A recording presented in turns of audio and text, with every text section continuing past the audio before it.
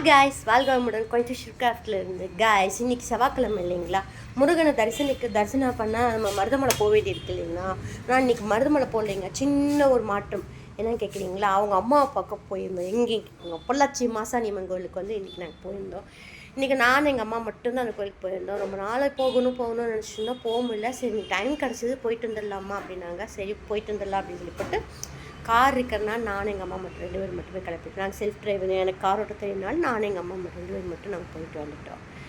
ஒருத்தர் வந்து இன்றைக்கி காலையில் ஃபோன் பண்ணினார். ஒரு கஸ்டமர் வந்து, சிஸ்டர் நான் கடைக்கு வந்திருக்கேன், இந்த மாதிரி ஒரு ஆர்டர் கொடுக்க வந்திருக்கேன் அப்படின்னாரு.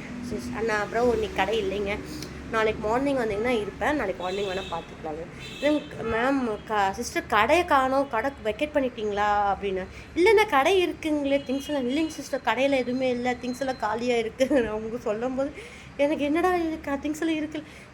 அவங்க நினச்சிட்டாங்க நான் இங்கே இருக்க திங்ஸ் எல்லாம் எடுத்து பேக் பண்ணி ஒரு ரூமில் வந்து ஷெல்ஃபில் எல்லாம் பத்திரமா ரூமில் எடுத்து வச்சுட்டு வந்தேன். ஏன்னா அவங்க அப்படி கேட்டாங்க. நான் இப்போ நான் ஒரு வீடியோ காட்டுறேன் பாருங்களேன். அவருக்கு அதை பார்த்தா ஒரு டவுட்டே வந்திருக்கு. இப்போ காட்டுறேன் பாருங்க. ஆக்சுவலாக இது வந்து உங்களுக்கு வந்து கார் ஷெட்டு. இது அவர் வந்து இங்கே நிறைய திங்ஸ் வச்சுருப்பேன் இல்லையா, இந்த திங்ஸ் எல்லாம் இங்கே எதுவுமே இல்லை. அதனால் அவர் வந்து நான் காலி பண்ணுறேன்னு நினச்சிட்டாரு. இது வந்து எனக்கு ஓன் ஹவுஸ் தாங்க, எனக்கு சொந்த வீடு தான் இது. இது எப்படி பண்ணியிருக்கேன்னா, இது எல்லாமே வந்து செட்டப் டைப்பில் தான் உங்களுக்கு பண்ணியிருக்கேன். இந்த டோர் நம்ம வந்து லாக் இப்படி எடுத்துட்டு போட்டு இந்த டோர் இப்படி லாக் பண்ணிவிட்டு இந்த கார்னரில் தள்ளிட்டோம்னா இந்த கார் வந்து வெளியே வந்துக்கிற மாதிரி தான் இது செட் பண்ணியிருக்கோம் நாங்கள்.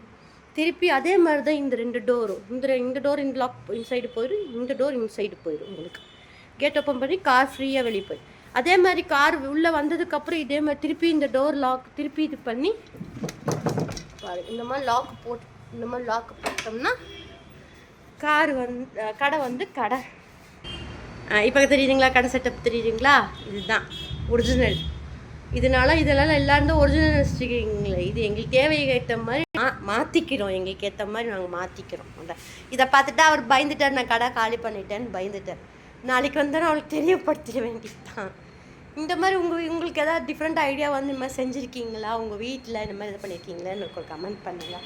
இன்னைக்கு கோயில் போய்ட்டு செம்ம தரிசனம் கிடச்சிதுங்க, செம்ம சூப்பராக. அந்த அம்மா அழகாக இருந்தாங்க, அவ்வளோ மெய்சில் இருந்தது அந்த அம்மாவை பார்த்தது, மாசாணியம்மன் பார்த்தது.